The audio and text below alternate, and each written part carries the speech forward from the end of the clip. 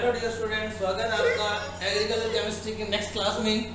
देखिए, last class में पढ़ने पड़ा था असंतृप्ति की सीमा। असंतृप्ति की सीमा मैं बता चुका था कि कुछ ही नहीं है। असंतृप्ति की सीमा सीधी सीधी क्या बात है, असंतृप्ति की सीमा तुम्हारे धनायन विनिमय क्षमता के जो कुल धनायन है उन धनायनों में से वो धनायन जो भास्विक प्रकार के नहीं है उनकी मात्रा ही है। यानी कुल धनायन विनिमय क्षमता टी में से यदि विनिमयशील भस्म को घटा दिया जाए तो जो मात्रा बचती है वो क्या कहलाती है, असंतृप्ति की सीमा। ठीक है ना, ये टॉपिक अपना होया हुआ है, लिखा भी दिया था लास्ट क्लास में, असंतृप्ति की सीमा। और अपने एक एग्जांपल भी लिया था। ये तो बच्चों के डाउट आया कि सर वो एग्जांपल आपने कैसे समझाया था, वो समझ में नहीं आया, तो उस एग्जांपल की बात कर लेते हैं, असंतृप्ति की सीमा वाले जो यहाँ पे लिखा हुआ है। समझ में नहीं आया, 4/5 1/5 ये कहां से आ गया। तो चलिए सबसे पहले बात करते हैं असंतृप्ति की सीमा की। ठीक है ना, तो देखिए अपना तो टॉपिक था असंतृप्ति की सीमा, उसको थोड़ा सा रिवाइज करके फिर एग्जांपल पे चलते हैं।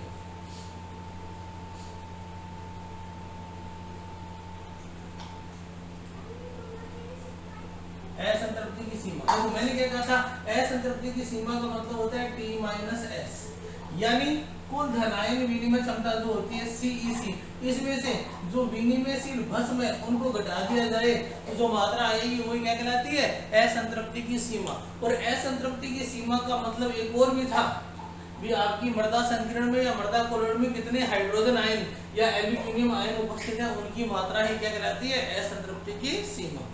अब देखो जी, उस एग्जांपल की बात करते हैं। एग्जांपल में ये बताया था कि एक मृदा है और उस मृदा की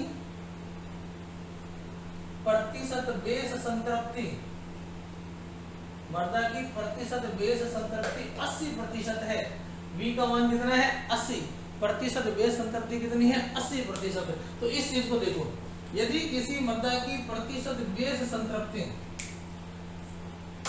यहां से देख लो, यदि किसी मृदा की प्रतिशत बेस संतृप्ति 80% है, इसका मतलब टोटल में से 80% जो हिस्सा है ना वो उसके क्षारीय धनायनों का है।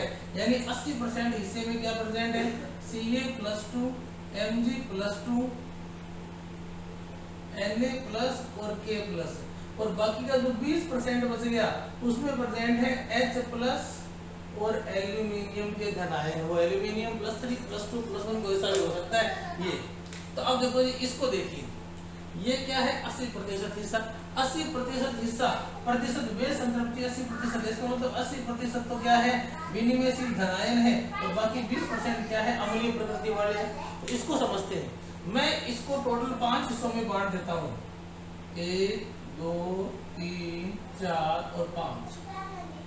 ये टोटल 100 था, तो 20 के 5 हिस्से बढ़ेंगे कि नहीं बढ़ेंगे, 20 की क्या बढ़ेंगे, 5 हिस्से। अब देखो जी, 5 में से एक हिस्सा क्या है, अम्लीय आयनों का है, तो ये तो हो गया 1/5, और 5 में से 4 हिस्से किसके हैं, क्षारीय के, तो ये हो गया 4/5। यानी यदि किसी मृदा की प्रतिशत बेस संतृप्ति 80% है तो उसका 4/5 हिस्सा जो है ना वो है भस्म विनिमय आयनों का, और 1/5 जो हिस्सा है ना वो क्या है, H+ और An+3 आयनों का। बस यही बताना था, ठीक है ना।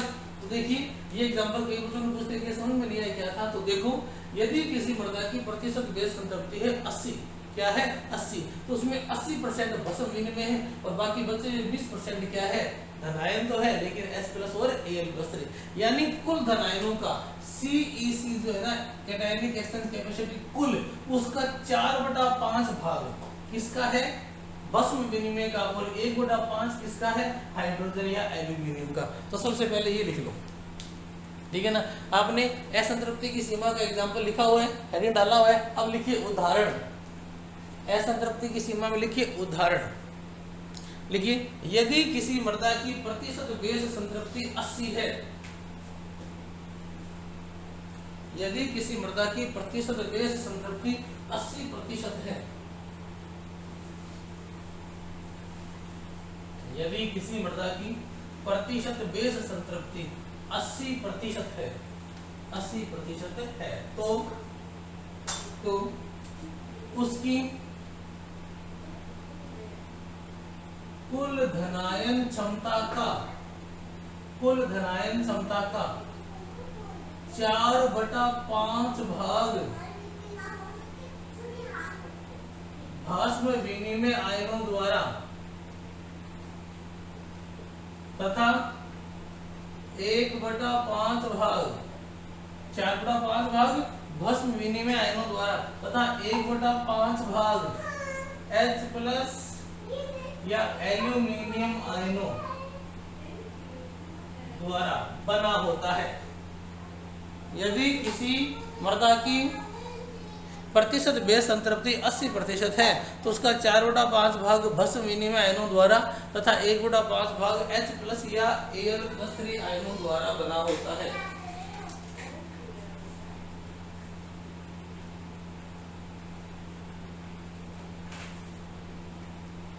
यहां तक हो गया? कोई दिक्कत? चलो जी अब देखते हैं नेक्स्ट हेडिंग, प्रतिशत बेस संतृप्ति व पीएच का संबंध। नया हेडिंग क्या है? तो ये भी सिर्फ समझने वाला है, हो चुका है। प्रतिशत बेस संतृप्ति इसे 20 से दर्शाते हैं तथा पीएच में संबंध। हेडिंग डालो, प्रतिशत बेस संतृप्ति तथा पीएच में संबंध।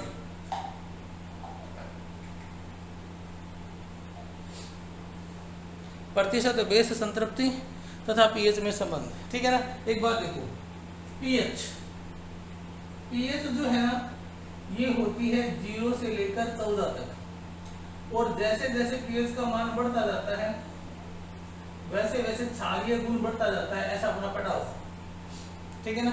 इस प्रकार से पीएच स्केल होता है, बता देता हूं आपको। इसमें यहाँ होता है 0 और यहाँ होता है 14 और इसके बीच में जस्ट यहाँ होता है 7 पीएच पर कोई भी पदार्थ है वो होता है उदासीन, और उसके बाद होना स्टार्ट हो जाता है क्षारीय, जो ऊपर तक बढ़ता जाता है, और नीचे होता है अम्लीय। क्या होता है? अम्लीय। इसका मतलब जिसकी पीएच जितनी कम है वो उतना ही ज्यादा अम्लीय है, और जिसकी पीएच जितनी ज्यादा उतना ज्यादा क्या होगा? क्षारीय। यानी अगर पीएच बढ़ती जाएगी तो अम्लीय गुणों में तो कमी होती जाती है और क्षारीय गुण बढ़ते जाते हैं। क्लियर? तो यदि कहीं क्षारीय गुण बढ़ रहे हैं तो पीएच बढ़ेगी, और यदि कहीं अम्लीय गुण बढ़ रहे हैं तो पीएच क्या होगी? घटेगी। अब ये संबंध इसके साथ स्थापित करना है, ठीक है ना। तो अपना टॉपिक जो अपन इसके लिए लिया था वो है प्रतिशत बेस संतृप्ति। प्रतिशत बेस संतृप्ति, देखो प्रतिशत बेस संतृप्ति V होती है, और हमें पता है कि जैसे जैसे V का मान बढ़ेगा, जैसे जैसे V का मान बढ़ेगा, मृदा में कैल्शियम, मैग्नीशियम, सोडियम या पोटेशियम ये आयन बढ़ेंगे। ये तो अपने पढ़ा है कि भस्म विनिमय आयन कौन से होते हैं? ये 4 आयन, कैल्शियम, मैग्नीशियम, सोडियम और पोटेशियम। तो यदि कहीं प्रतिशत बेस संतृप्ति बढ़ रही है तो या तो कैल्शियम बढ़ रहा है, या मैग्नीशियम बढ़ रहा है, या सोडियम बढ़ रहा है, या पोटेशियम बढ़ रहा है। अब आपको पता है सोडियम और पोटेशियम दोनों पहले वर्ग के तत्व हैं जिन्हें क्षारीय धातु बोलते हैं, और कैल्शियम मैग्नीशियम दूसरे वर्ग के जिन्हें क्षारीय मृदा धातु बोलते हैं। तो ये भी क्षारीय, ये भी क्षारीय, पूरे पाठ में ये पढ़ते हैं कि ये सारे क्षारीय होते हैं। तो यदि प्रतिशत बेस संतृप्ति बढ़ेगी तो क्षारीय धनायन बढ़ेंगे कि नहीं बढ़ेंगे, और क्षारीय धनायन बढ़ेंगे तो क्षारीय गुण बढ़ेंगे, और क्षारीय गुण बढ़ेंगे तो पीएच बताओ क्या होगी? बढ़ेगी कि नहीं बढ़ेगी? तो सीधा सीधा संबंध क्या हो गया प्रतिशत बेस संतृप्ति का, कि यदि कहीं प्रतिशत बेस संतृप्ति बढ़ती है तो क्षारीय धनायनों की मात्रा बढ़ती है, यानी क्षारीय गुणों में वृद्धि होती है, और क्षारीय गुणों में वृद्धि होती है तो पीएच भी क्या होगी? बढ़ेगी। ठीक है। अब उल्टा, असंतृप्ति की सीमा बढ़ती है, असंतृप्ति की सीमा बढ़ेगी तो अम्लीय आयन बढ़ेंगे, अम्लीय आयन बढ़ेंगे तो क्षारीय आयन घटेंगे, और क्षारीय आयन घटेंगे तो पीएच घटेगी। तो जहां कहीं प्रतिशत बेस संतृप्ति बढ़ती है वहां हमेशा क्षारीय गुण बढ़ने के कारण पीएच बढ़ती है, और जहां असंतृप्तता की सीमा बढ़ती है वहां अम्लीय गुण बढ़ने के कारण पीएच घटती है। इतना सा टॉपिक है, ठीक है ना। तो इसको लिखो, हेडिंग डालो, प्रतिशत बेस संतृप्ति व पीएच में संबंध।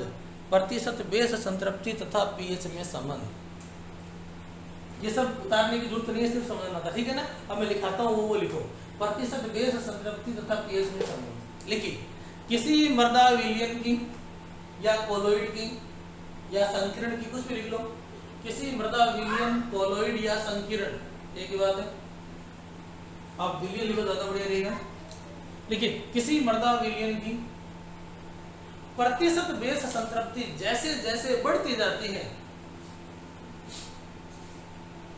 किसी मृदा विलयन की प्रतिशत बेस संतृप्ति,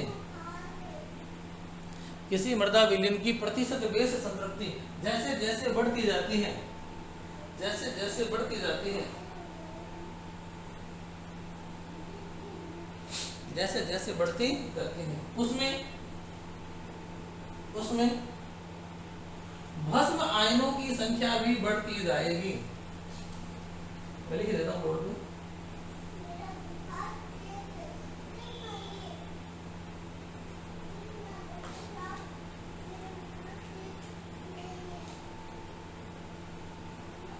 किसी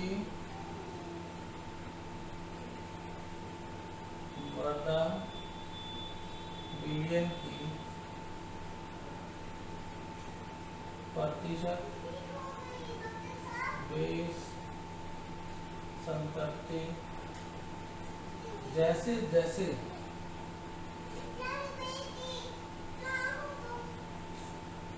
बढ़ती जाती है,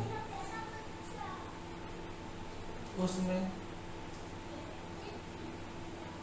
भस्म आयनों, और भस्म आयनों को द्वारा रटा मार लेना, Ca+2 Mg+2 Na+K+, भस्म आयनों की संख्या भी बढ़ती जाती है। अतः V का मान बढ़ने पर क्षारीय गुण बढ़ रहे हैं,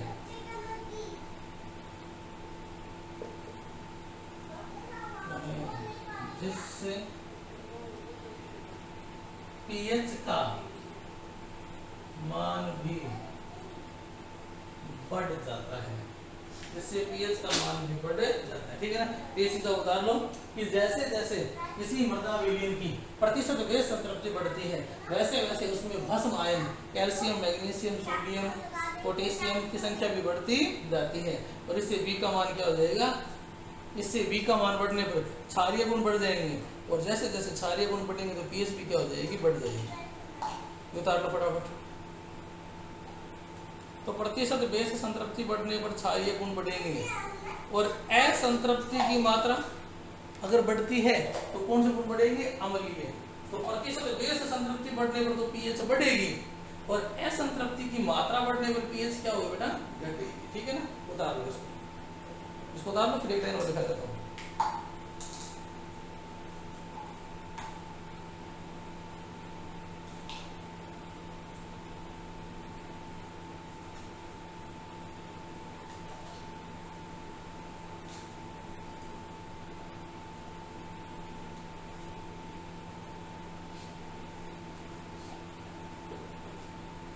उतार लिया, अब एक लाइन और स्टार लगाएगा, ठीक है ना।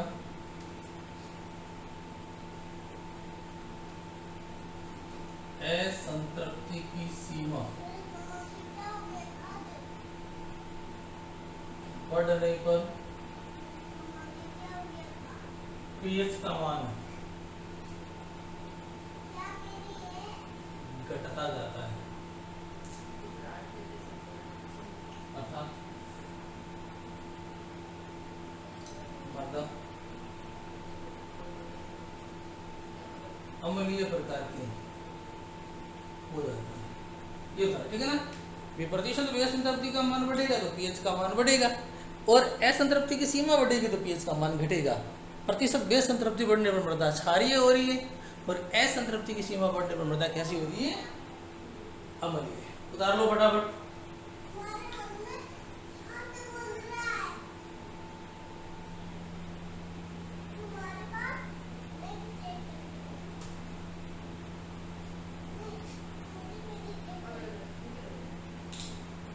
हो गया, चलो अब तुम्हें दो चीजें और समझानी है, उतार लिया तो दो चीजें और समझानी है, इसके बाद अपन पाठ को खत्म कर देंगे। पाठ इतना ही है। एक क्वेश्चन पूछा जाता है, एक बार प्रतिशत बेस संतृप्ति शब्द नहीं आता और असंतृप्ति की सीमा या असंतृप्ति की सीमा ऐसे शब्द भी काम में नहीं आते, ठीक है ना। तो उस समय दो और शब्द काम में लिए जाते हैं। एक का नाम होता है भस्म संतृप्त मृदा और एक का नाम होता है भस्म असंतृप्त मृदा। पहले नाम लिख रहा हूं फिर समझाऊंगा। एक नाम काम में आता है भस्म संतृप्त मृदा और एक होता है भस्म असंतृप्त मृदा। देखो भस्म शब्द जो है ना वो क्षार से आया है और क्षार के रूप में अधिकांश क्या होते हैं, धनायन होते हैं, ठीक है ना। और हमें पता है कि पोषक तत्व जो है ना वो उपलब्ध करवाने के लिए धनायन या भास्मिक आयन होने बहुत जरूरी है। चलो इन दोनों के बारे में समझेंगे। अब थोड़ा सा एक मृदा के बारे में बताते हैं। ये लजीक मृदा है। इस मृदा की दो अलग अलग वातावरण में स्टडी करते हैं, ठीक है ना। देखो जी, एक ऐसी मृदा है जो उष्ण क्षेत्र में है, उष्ण क्षेत्र में है और यहाँ खूब सारी बारिश हो रही है। उष्ण क्षेत्र में और यहाँ क्या हो रही है, खूब सारी बारिश हो रही है। अब देखो जी, जिस क्षेत्र में बहुत ज्यादा बारिश होती है वहां लीचिंग या निक्षालन की प्रक्रिया संपन्न होती है। आपने नाम सुना होगा निक्षालन, अगर नहीं सुना तो अगले चैप्टर में आएगा निक्षालन। देखो निक्षालन क्या होता है, मैं इस मृदा की बात कर रहा हूँ। ये खेत था और इसमें खूब सारी समय समय पर बारिश होती जा रही है, जरूरत नहीं है तब भी बारिश हो रही है। तो बताइए इस खेत में आके पानी भरेगा कि नहीं भरेगा, पानी भर गया और ये पानी भरा हुआ धीरे धीरे नीचे बैठेगा नहीं बैठेगा। अब खेत में आए हुए पानी का रिसकर धीरे धीरे नीचे जाना क्या कहलाता है, निक्षालन।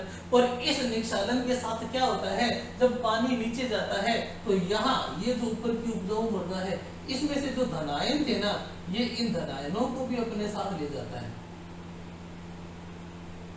अब धनायनों में से कौन से धनायनों को लेके जाएगा, ध्यान रखना।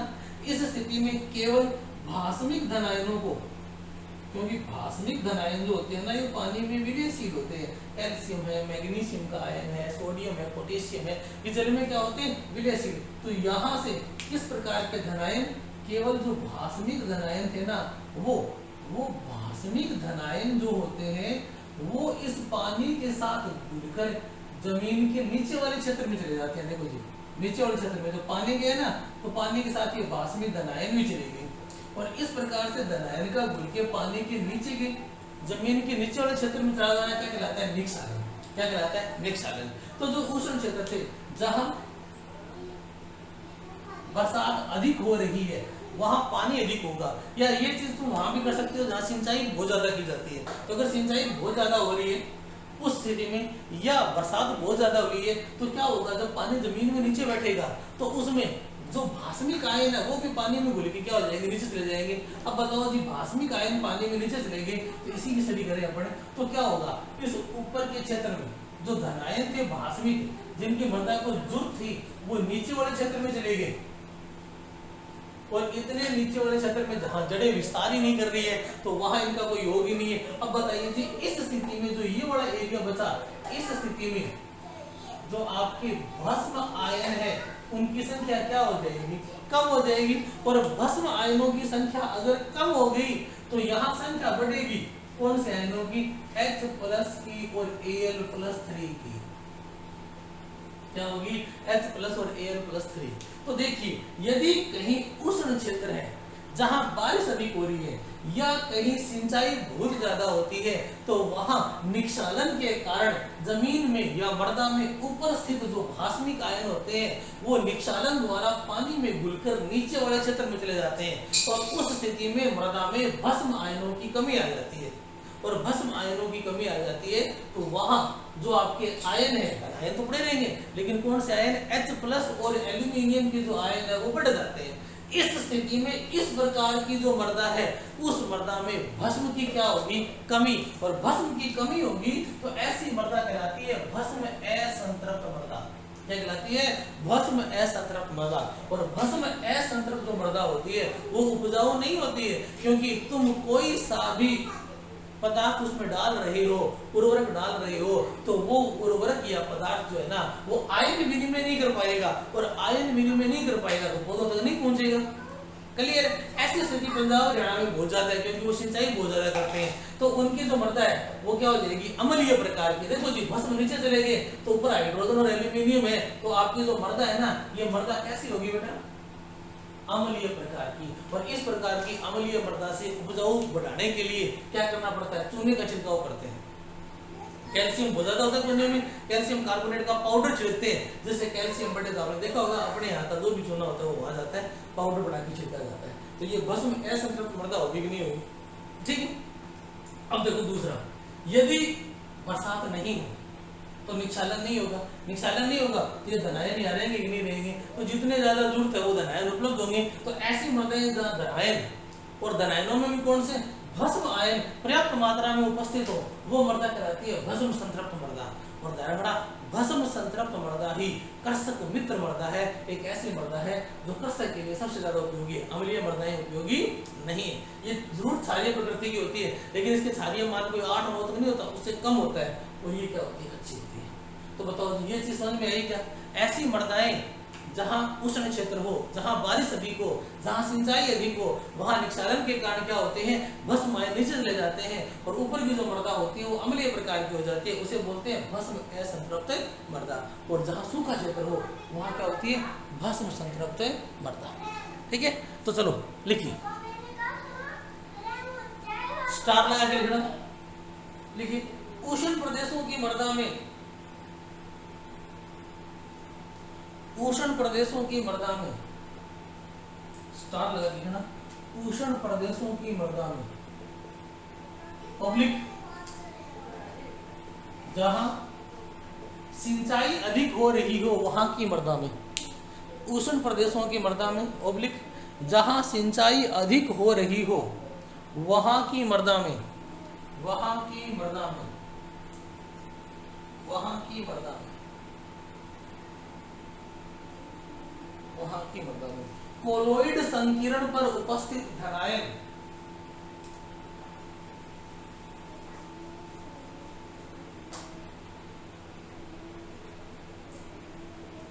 कोलोइड संकीर्ण पर उपस्थित भास्मिक आयन, कोलोइड संकीर्ण पर उपस्थित भास्मिक आयन निक्षालन द्वारा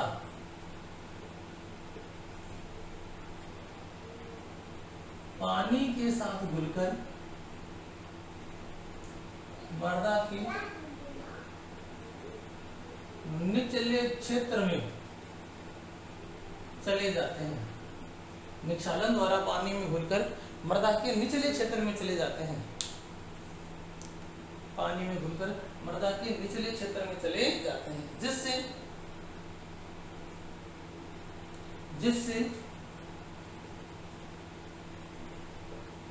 कोलोइड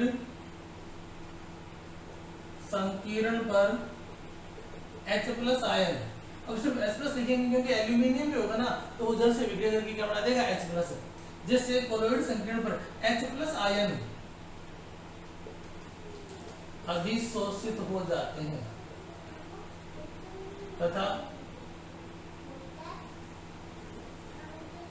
मृदा की pH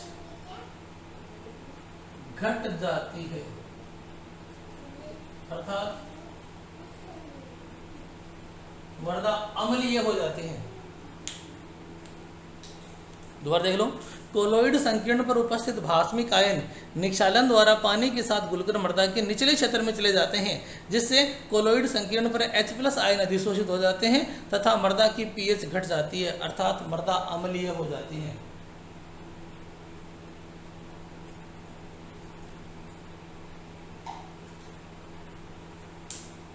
अम्लीय हो जाती है, ठीक है ना? अब देखो, इस प्रकार की मृदाओं में, इस प्रकार की मृदाओं में, इस प्रकार की मृदाओं में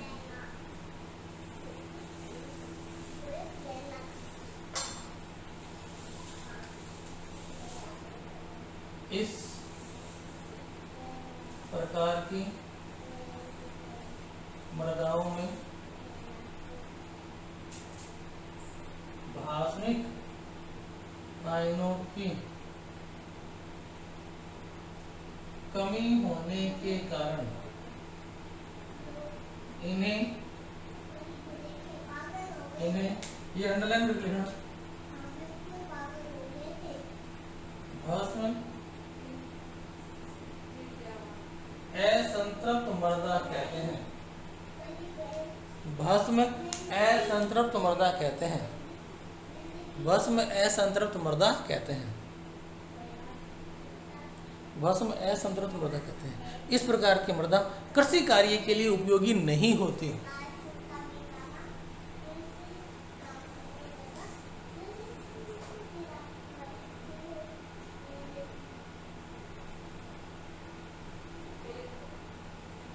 ओके, ठीक है ना।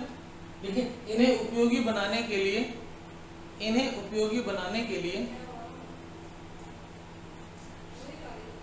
इन पे क्षारीय पदार्थों का छिड़काव किया जाता है। क्षारीय पदार्थों का छिड़काव किया जाता है। इन्हें उपयोगी बनाने के लिए इन पे क्षारीय पदार्थ, कैल्शियम के पदार्थों का छिड़काव किया जाता है। ये हो गया पहला स्टेटमेंट। चलो दूसरा लिखो। शुष्क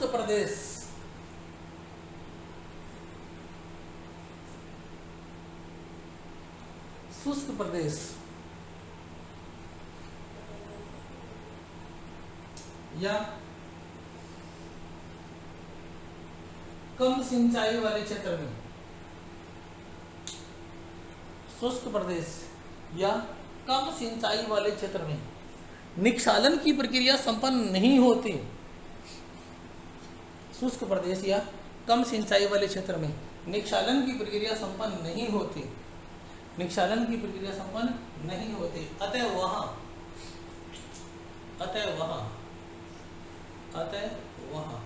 मृदा संकीर्ण पर भास्मिक आयन पर्याप्त मात्रा में उपस्थित रहते हैं।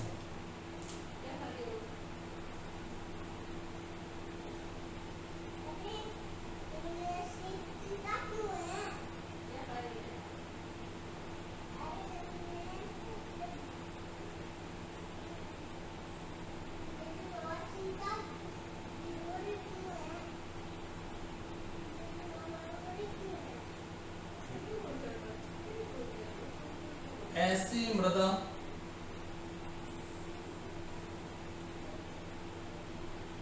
भस्म संतृप्त मृदा या, और भस्म में सबसे ज्यादा क्या होता है? कैल्शियम संतृप्त मृदा कहलाती है।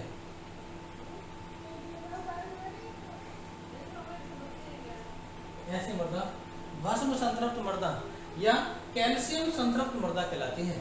कैल्शियम संतृप्त मृदा कहलाती है। यह है कृषि के लिए उपयोगी होती है। यह कृषि के लिए उपयोगी होती है। कृषि के लिए उपयोगी होती है, ठीक है ना। अब देखो जी, एक होगी भस्म संतृप्त मृदा और एक होगी भस्म असंतृप्त मृदा। भस्म असंतृप्त मृदा जो है ना, उसके ऊपर चारों का छिड़काव करके काम में ले सकते हो। भस्म संतृप्त मृदा उपयोगी होती है, ठीक है ना। अब देखो जी, ये तो शुष्क प्रदेश हो गया। अगर बहुत ज्यादा सूखा पड़ जाए, लंबे समय तक अकाल पड़ जाए, उस स्थिति में क्या होता है? अगर पानी बिल्कुल भी नहीं होगा ना, तो धनायनों की मात्रा इतनी ज्यादा बढ़ जाती है, और उन धनायनों में भी कैल्शियम नहीं, सबसे ज्यादा क्या बढ़ता है? सोडियम। तो वो मृदा एकदम क्षारीय हो जाती है, और उस स्थिति में वो उपयोगी नहीं होती। उस स्थिति में लवणों की मात्रा मृदा पे इतनी ज्यादा बढ़ जाती है कि वो लवण जो होते हैं ना, वो पपड़ी के रूप में क्या होते हैं? अलग होने लगते हैं। जैसे लूण कलर, या अपनी भाषा में क्या बोलते हैं? कलर बोलते हैं। यानी इतना ज्यादा लवण होता है, वो बाहर निकल आता है, और वो क्या करता है? मृदा को खराब कर देता है। तो बहुत ज्यादा शुष्क मृदा भी काम की नहीं है। लवणों की मात्रा या इन भस्मों की मात्रा एक पर्याप्त सीमा तक ही सही है। अगर ये इससे ज्यादा हो गए तो मृदा खराब हो जाएगी, फिर वो काम की नहीं रहेगी। और खास करके कैल्शियम नुकसान नहीं करता, अगर सोडियम आ गया तो मृदा उपयोगी नहीं है, ठीक है। इसके साथ ही बेटा ये आयन विनिमय चैप्टर होता है खत्म। कल की क्लास में मंगलवार को अपन इसकी क्वेश्चन आंसर करेंगे। और आज की सीट में साथ में मैं इसकी एक वीडियो भेजूंगा जिसमें क्यों आपके जो क्वेश्चन है ना बुक के वो लिखे होंगे, तो आप क्वेश्चन देख लेना, कल करेंगे क्वेश्चन। ठीक, ओके बाय।